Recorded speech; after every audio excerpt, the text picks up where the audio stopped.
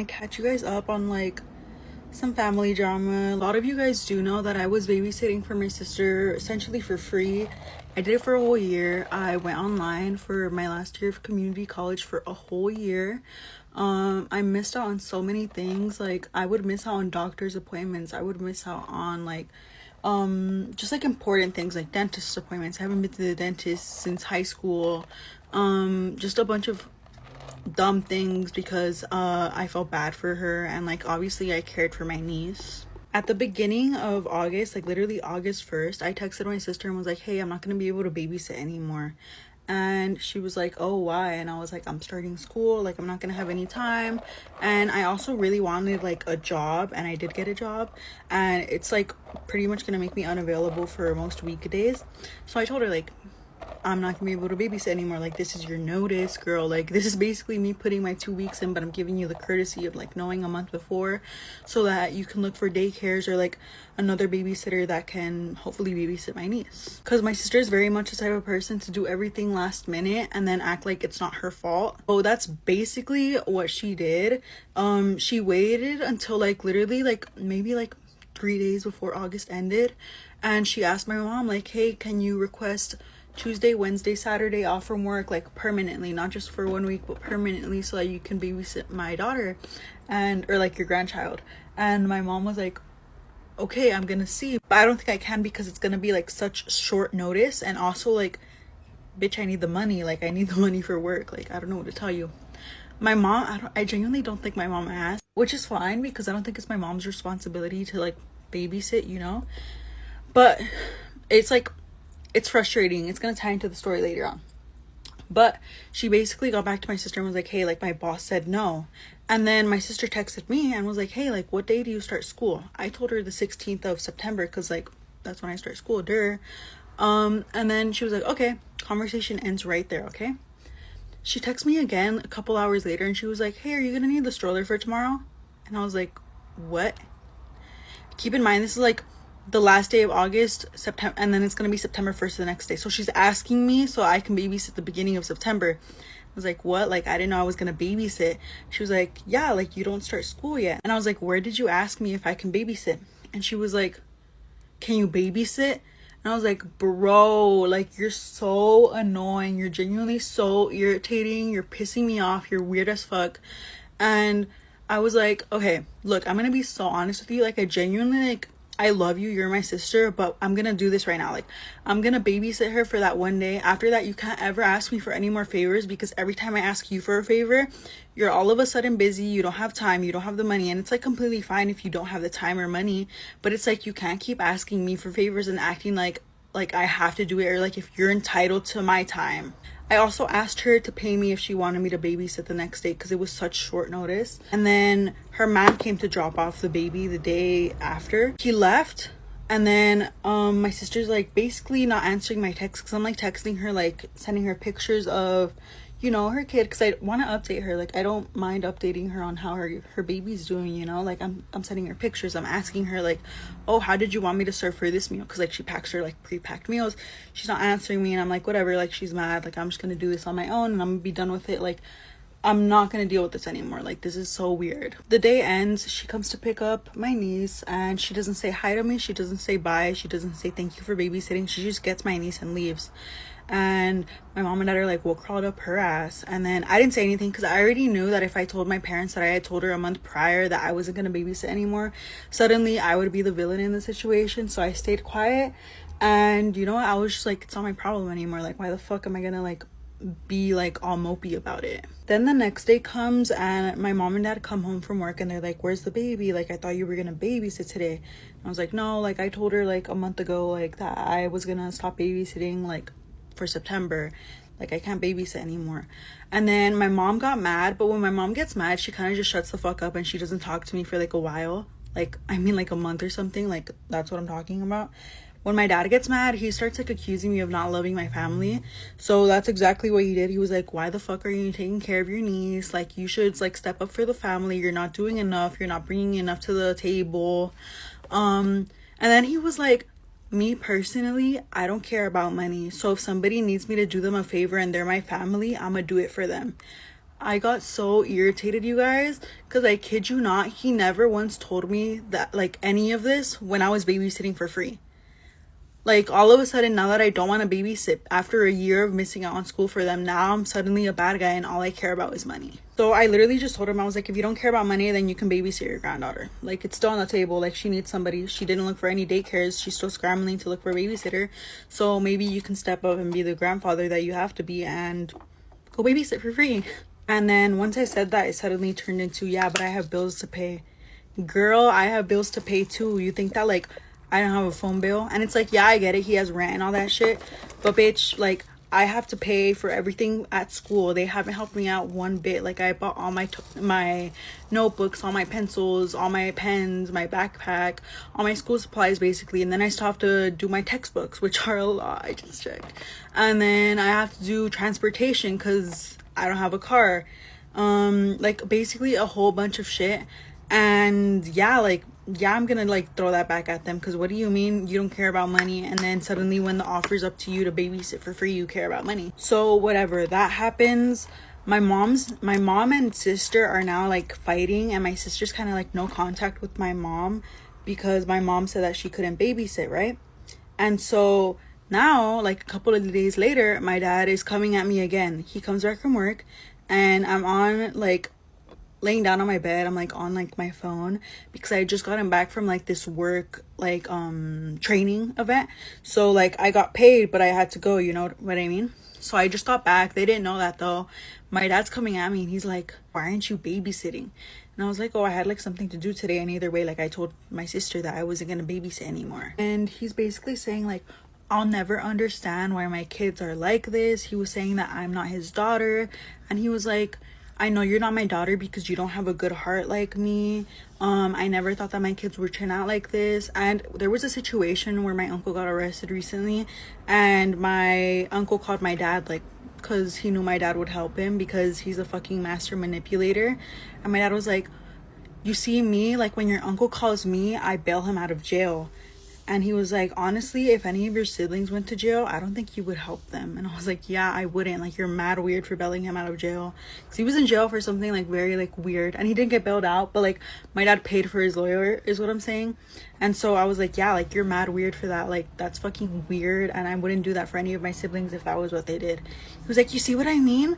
Like, you don't love like I do. And at this point, I'm fed up. And I start recording him because I'm like, I have to show this to my boyfriend. So, like, he knows, like, what the fuck, like, is happening under my roof. Alright, so this is a story on why you should not make friends at work. So when I was 19, I was working at a restaurant, right? And like it was a couple of girls working there, and I made friends with this girl. She was 26, which it was a weird age gap because I felt like I was more mature at 19 than she was at 26. But anyways, we was working at the restaurant. I used to come in late sometimes. She would come in late. A couple of girls would come in late. So our manager eventually said like, oh, if y'all keep coming in late, we're going to write y'all down and eventually you'll get fired. So I took it serious because I was like, all right, you know, I don't want to lose my job right now. So I started like taking time out, like aside to get breakfast or get lunch and, you know, lounge before I enter work because, you know, you can't eat on the floor. And, you know, I just wanted to take that time out for myself. So she said she was going to do the same thing because, you know, it's the smart thing to do. So this is like the first thing that happened that made me think like, can I really be friends with this girl? Like, it was really a red flag. So I was on my way to work and I stopped by the pizza shop like up the block to get pizza and to, you know, sit down before going to work. And she called me and she's like, oh, Aisha, where are you? And I'm like, oh, I'm at the pizza shop, like I'm by the restaurant. And she's like, oh, I'm not gonna lie, like I'm not in the mood right now, like I don't even want to be here, my energy's down. She said something like, oh, could you do me a favor, like a huge favor? And I'm like, yeah, what's up? And she's like, oh, do you mind getting me Starbucks? And like the time that it was like I think like around 3 o'clock, and like the area is just like so packed with people. It's the meat packing district. So if you know, you know it gets super packed by tourists. So I was already like, I don't want to do this, but we just started becoming friends, so let me just do this favor. So I go to Starbucks and it's packed like what I imagined, and I'm already on time, so I'm about to be late. And I called her. I'm like, hey, what do you want? And she says she wants a pineapple refresher. And I'm like, girl, what you mean? Like, you so tired? Like, then get coffee. But whatever. So I got her the pineapple refresher, went to work. I was late at work. People already looking like, oh, you late. Like, because you shouldn't be late. And then it's awkward. Like, the walkthrough was already like, everyone has to see you walk through. So I give her the refresher. And then she's like, she takes one sip and she's like, I'm not gonna lie, like, I don't even want this. Like it's not my type. Like, or it's not like the type of flavor I want. I didn't know it was gonna taste like this. And then she puts it down, and she's like, "Do you want it?" And I'm like, "No, I don't want it." And then she says, "Okay, so I'm just gonna throw it in the garbage because it doesn't make any sense." So she throws it in the garbage, which I low key felt like that was disrespectful. But I'm like, whatever. So she throws it in the garbage, and I told her, I'm like, bro, you made me wait in line to get this coffee. I came to work late, and you didn't even want it. She's like, I'm sorry. And then, like, she laughed, and I'm like, all right, whatever. It's not big of a deal, you know. So then, like, the next week, we was on the schedule for the same day. And she calls me right before my shift starts, and she's like, oh, Aisha, where are you? And I was like, I'm about to walk to the building. Like, I was literally walking to the building, and she's at work. That's what's blowing me. So she's like, oh, do you mind getting me? And then she says, like, some food. She's like, do you mind getting me? And I'm like, no, like, I'm not about to turn around in my tracks to get you food because you didn't, like, take the time off to get yourself food. I was like, honestly, Jasmine, yeah, I'll say her name. I'm like, honestly, Jasmine, like, not right now because, like, I'm about to be late. And she was like, really? Like, really? You can't get me out of that? And I was like, honestly, no. Because it's like, that's so selfish. How you asking me to get you food? You could have got yourself food before you clocked in. So I go to work, and then I say hi to the girls and whatever. And then when it's time for me to say hi to her, she, like, turns around, and then she rolls her eyes. She literally goes like this. And then she, like, keeps going on about her day. Like, she, like, ignores me the whole day. And literally, I'm thinking, all right, so we're not friends anymore. Like, it is what it is. This girl, at the end of the night, she's going to be like, I don't like when we argue, or I don't like when we fight. Why are we fighting? I'm like, girl, like, what are you talking about? Oh my God, I couldn't even do anything but laugh. But at the time, I was just like, come on, like, that's not funny. Like, you literally didn't talk to me all day because you're tight that I didn't give you food. And she was like, no, I thought you was mad, that's why. And I was like, all right. But no, this girl is literally crazy. And then for that situation, she did call me selfish one day for that. But whatever. We had like a rocky relationship, whatever. And then eventually I had to cut this girl off because she was moving crazy. But that's my story on why I do not trust coworkers. That already scarred me, like, when I was 19, and, like, I'm already scarred for the rest of my life now. Do not trust coworkers. Keep your personal life and then your private life totally separate. You do not have to make friends at work. You can, but don't go out of your way to do it. Story time about the time my ex-girlfriend went to go see her ex-girlfriend and lied and told me it was her friend, and how I found out. Let's get into it. So we're gonna call this ex G. G and I met off a dating app, and let's just say we met in July. From July to September, we were talking, and to my knowledge, we were exclusive. I had told her that if she wanted to talk to someone or date someone or sleep with someone else, to make it known, and I would do the same. I wasn't talking to anybody. I was interested in talking to her, and to my knowledge, the feeling was mutual. So yeah, in September, she had told me that she was going to go visit a friend in another state. So I said, okay, cool. You know, at that point, I had met a good amount of her friends, but I knew she still had more friends, you know, that lived around the country, right? And when she said she was going to go visit this friend, she said this is already like a pre-planned trip. She had planned this for, you know, months in advance, and, you know, she was going to go. So I wasn't going to try to include myself in the trip. And then plus I had work and things. So, you know, the trip was like, I think like a 4 or 5 day trip. So I was like, go ahead, do your thing. She had taken a trip maybe the month prior to September. So like maybe August. Yeah, I think it was August. She went across, she went overseas. And when she took that trip, it was like maybe like a 10-day trip. We talked all throughout that trip. Like even throughout the time difference, we were texting each other, we were FaceTiming each other. We talked every day. When she went on this trip to another state, we weren't talking as much. My calls weren't being answered, you know, texts weren't being answered, and I was just confused. I'm like, why am I left undelivered right now? You know, like, what are you doing out there? She never even really said why she was going to go visit the friend, whatever. Even with all that in mind, I still was not like, I don't know, red flags weren't showing just yet. I was just like, maybe she's just really enjoying herself. When she took that trip overseas, she was alone.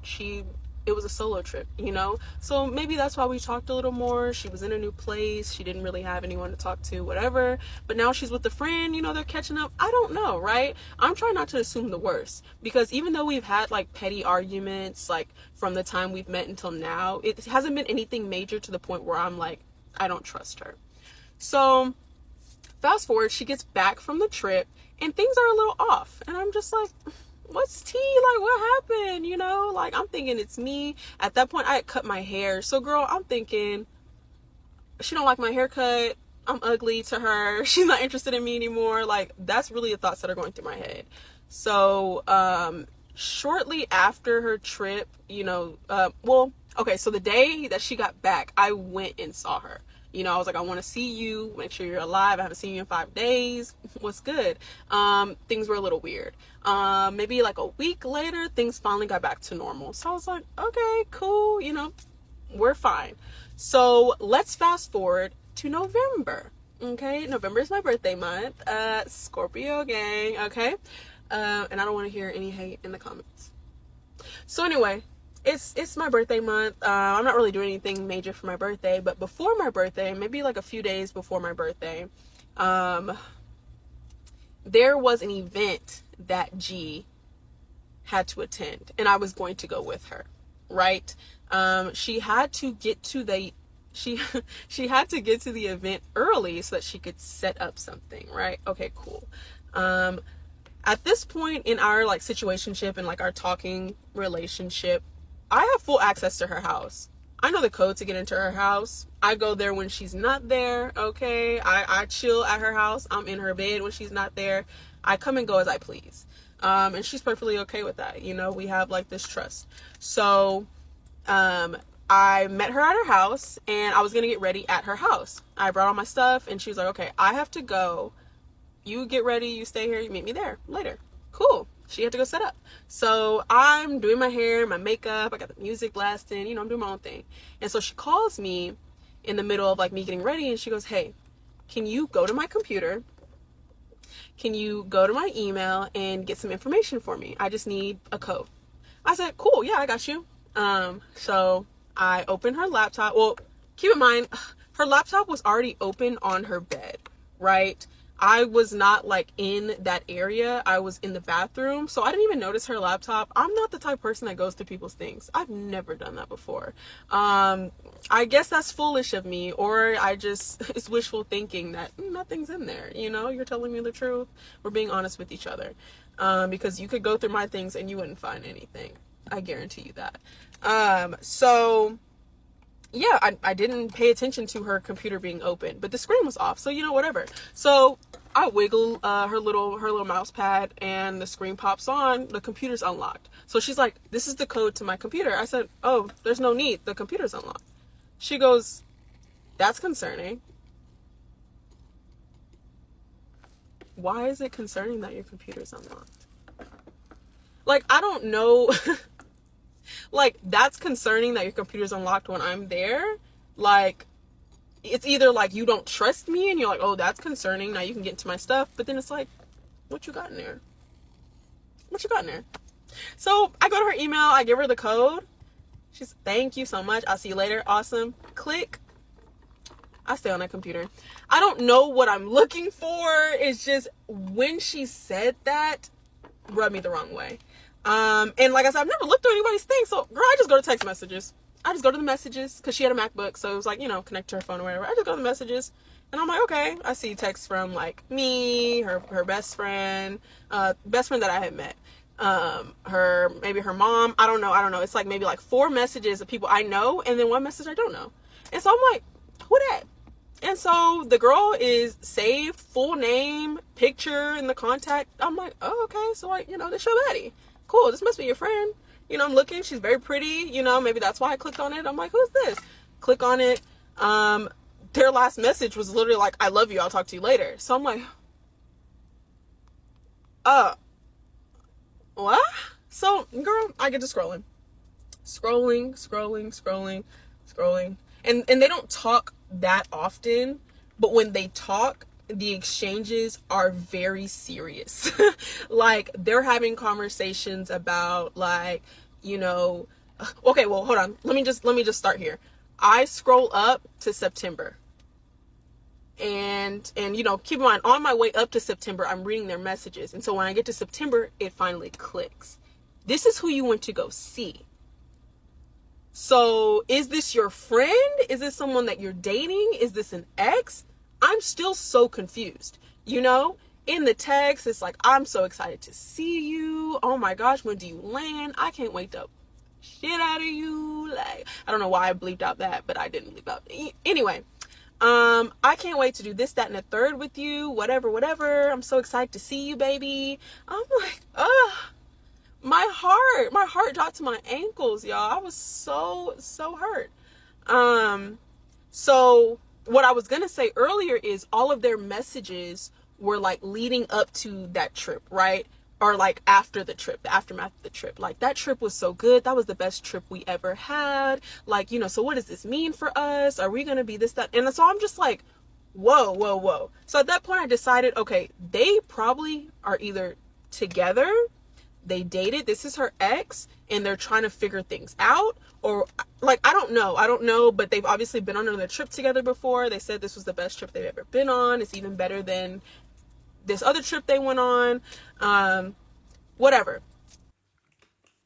I probably wouldn't be an influencer today and have the life and career that I do if it weren't for my mother-in-law. So let me tell you about that and about her, because I've been wanting to brag about her for a while and I feel finally ready to. So as you guys probably know, me and Addison met in college, and the whole entirety of college was for me to go to law school. Long story short, at the end of the school year, I decided I'm not gonna go to law school right now. I'll put it on pause maybe, and we're just gonna like work full-time jobs and kind of go that route first. And when me and Addison discussed it, we decided that we were going to work in Iowa by my family, because neither of us liked Chicago. He's from Illinois. We both started applying for jobs, and I applied for, obviously, jobs in Iowa. However, for some reason, I still don't know why, I applied for one job in Denver, Colorado, and it was a work from home job. It had like high qualifications, so I really did not think that I was going to get it, but I ended up getting that job offer. And when I told Addison about it, I was like, do you want to move to Denver? Like, we had never ever talked about moving anywhere other than Iowa. And he said, no. Like, he told me no. And honestly, I like couldn't really be that mad about it because it wasn't something we discussed. So I was like, yeah, that's fine. I'll tell them on Monday that I'm going to decline the offer. This was on a Friday morning. Friday night, we're like getting ready to go out. Addison comes over to my apartment and he's like, hey babe, by the way. I was like, yeah. And he's like, let's move to Denver. And I was shocked. I was like, what do you mean? Like, you told me you don't want to. Like, we don't have to go. It's okay. And he said, I called my mom and I told her about your job offer, and I told her how I said no. And my mom interrupted me and said, Addison, you're moving to Denver. And I feel like that perfectly describes the woman and the mother-in-law that Becky was. I don't know how many moms would tell their sons, oh, your girlfriend wants to move 1,200 miles away from me? Yeah, you should do that. She literally told him, she said, Addison, you need to go experience something else. This is a great opportunity for you. You can find a job out there too. You guys should move. And I'm a mother-in-law someday. I really, really, really am going to be using Becky as the blueprint because she was the most gracious and wonderful mother-in-law ever. Addison bought our first house in 2020, and as 2022 approached, I was like, Addison, like, we've outgrown this. We're both working from home now. We don't have much space. Like, we're pregnant. Like, I think we need a bigger house. And he literally looked at me and he said, I don't want to move. And then he called his mom.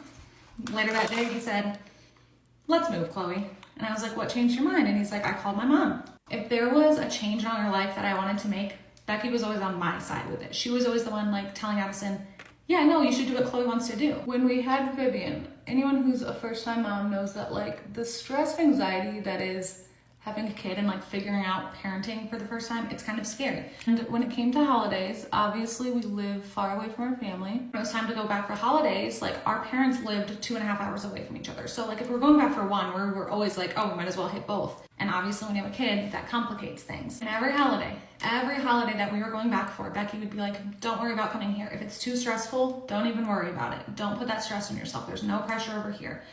And we still went every single time. We always hit both houses, but it was so wonderful to not have someone like pressuring you and guilting you into doing something that felt stressful. And obviously looking back, like I'm so glad we always went to both my parents and his parents at the same time, like always made the trips longer than they needed to be to hit both families. When I came to mother-in-law's, like she was just so top tier. He was a teacher for I think 32 years maybe. She was a teacher her whole life, and I'm sure if anyone here was one of her students, you would say that she was a wonderful teacher. She was one of the smartest women I've ever met. So smart, so fierce, and so talented. You guys, she taught herself woodworking. I'm gonna look for Easter eggs around our house and in our videos now. We have a cookbook stand that she built. We have a bottle opener that she built. Addison has a golf like stand for his golf bag and like supplies that she built. In their kitchen at the house he grew up in, she built new cabinet fronts for every single cabinet while going through chemo. She was truly the most impressive woman I've ever encountered. She was so amazing. She always told us how proud she was of the businesses and the life that we've built. I remember she was visiting before her diagnosis and she was just like going on. She's like, it's so amazing that you guys have bought a house and have your own business and have this flexibility to be with your kids and earn an income. And I'm so proud of you guys for that. And honestly, that's going to carry me a very long way in life. And she was the most wonderful grandma ever. It makes me so sad that our kids, Vivian, won't remember her as the wonderful grandma that she was. It makes me sad that Callahan won't remember her and that our future kids won't even know her, because she truly was such an amazing grandma, and I know that they would have been so obsessed with her. She was also such a fierce feminist, and I feel like that shows through what type of man Addison is. And can't even explain how much I miss her, you guys. Can't even explain how big of a loss in our lives her not being here is. So let's bring it back to my original point. Why would I not be an influencer without Becky? Here's why. I would not have moved to Denver if it weren't for Becky. And if we wouldn't have moved to Denver, I wouldn't have gotten a work from home job. And if I didn't have a work from home job, I probably wouldn't have had the time to post my workouts on social media while also working 40 hours a week. And obviously posting my workouts on social media led us here. So I fully believe that we wouldn't have this life or this career path without her. So that is something that I will always talk about and always remind our kids of, that Mimo Becky pushed us to make big changes in our life that were scary, and here we are today because of it. Am I in the wrong for leaving my girlfriend's place early because her son was being difficult? So on Saturday night, my girlfriend's son wanted to go mountain biking on Sunday morning. If I'm being honest, I didn't want to go. I don't mountain bike, and my girlfriend was not going to mountain bike that particular day. It's nearly a 2-hour ride to get there. We have sat in the lodge for 5 to 6 hours while he mountain biked, and then it would have been another 2-hour ride home. Her son goes to bed and sets his alarm for 6:30 in the morning, and I tell my girlfriend that I really don't want to get up that early. She ends up going into his room, taking his phone, he's 13, and puts it in her room and set her alarm for 9:30. I still didn't want to go, but I'm like, whatever, we don't leave till 9:30 and I'll suck it up so I can spend time with her. Well, her son wakes up at 6:30 anyway. I can hear them arguing back and forth. He keeps turning the light on and she keeps shutting it off, and she's like, give me half an hour. A half hour later, she kept getting a barrage of texts from him, and I could see them texting back and forth. About 15 minutes later, every 30 seconds, he keeps knocking on the bedroom door, and this goes on for like 20 minutes. Finally, I get up and say it's too early for this shit. She gets up as well and starts finding clothes for him. He's having a complete meltdown and he's telling her to shut the fuck up, fuck off, and fuck you to her. By the way, this is normally how he speaks to his own mom. Finally, I tell her I'm not going today, and I can tell that she's pissed off because I did agree to go. As I was leaving, she was getting into the shower and her son is still having a meltdown, saying get in the fucking shower. You're a fucking R-word. That was a couple days ago and we still haven't texted since. Was I in the wrong for leaving early even though I agreed to go?